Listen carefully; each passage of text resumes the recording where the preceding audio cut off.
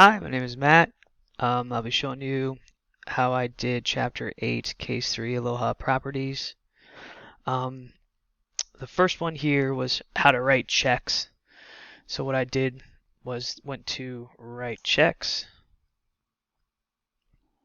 And from here, what I did first was just verify that the check number lined up with the number in the problem itself.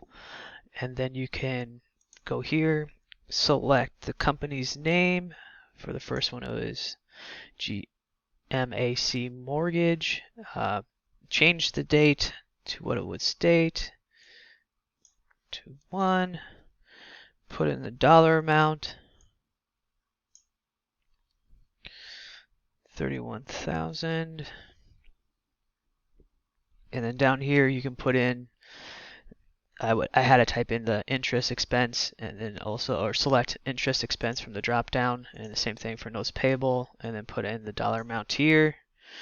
For interest expense it was 22,604, and for notes payable 8,396. And then I would save and close, but I'm just going to clear it.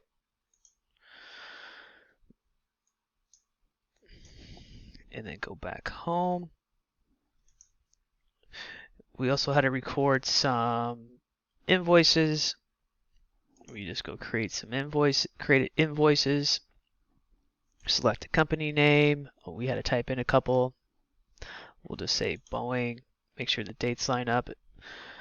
Invoice numbers line up, and then you kind of plug in the room, quantity 1. There's a couple rooms. Select the terms.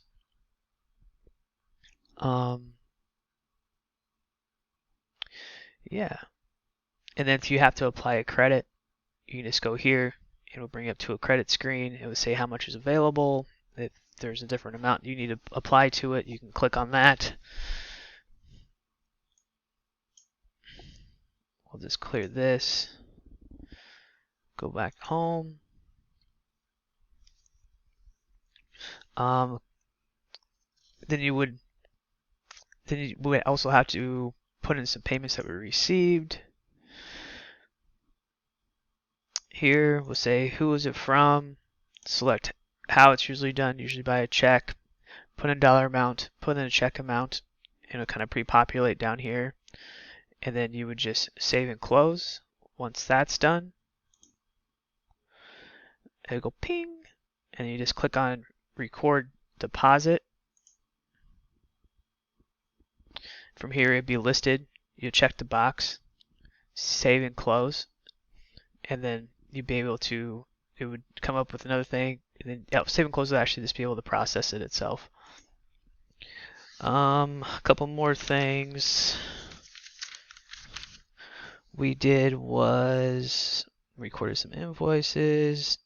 Oh, bills. You have to enter new bills. Go in here, enter bill, put in the vendor. If there's any terms, we can put it in here. Count. You can select what it was for. Some of them were like for maintenance and repair.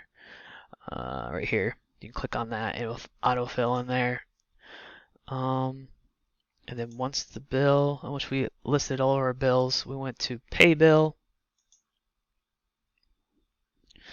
and we had a specific date range. So we put that in here.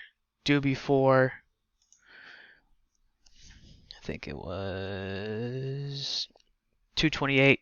Put in 2/28, and would have 3 companies, 4 different bills. Two of them were the same, blue sky. So you would write 3 different checks, and then you would say assign check. So you can type in 995, 996, and 997, and then pay it through.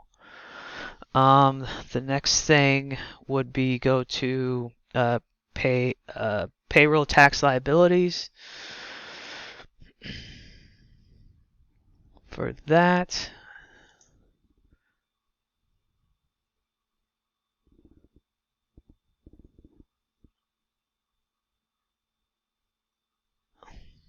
Oh, sales tax first. Sales tax, we click on this. It'll pull up the sales tax. And then you would have to kind of plug in the information and it will generate. And then you have to type in make sure you have the right check number in. For tax liabilities,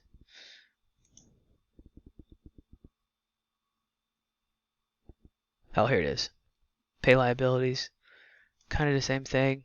Put in the information, it will pull up another screen where you would have to select all the boxes going forward and then write the check. And then for my reports, I just click on reports up here, or you can just go select them from here. Profits, loss, and standards. You could just click on that. I'll show you an example for one of them. I kind of did the same thing for all of them.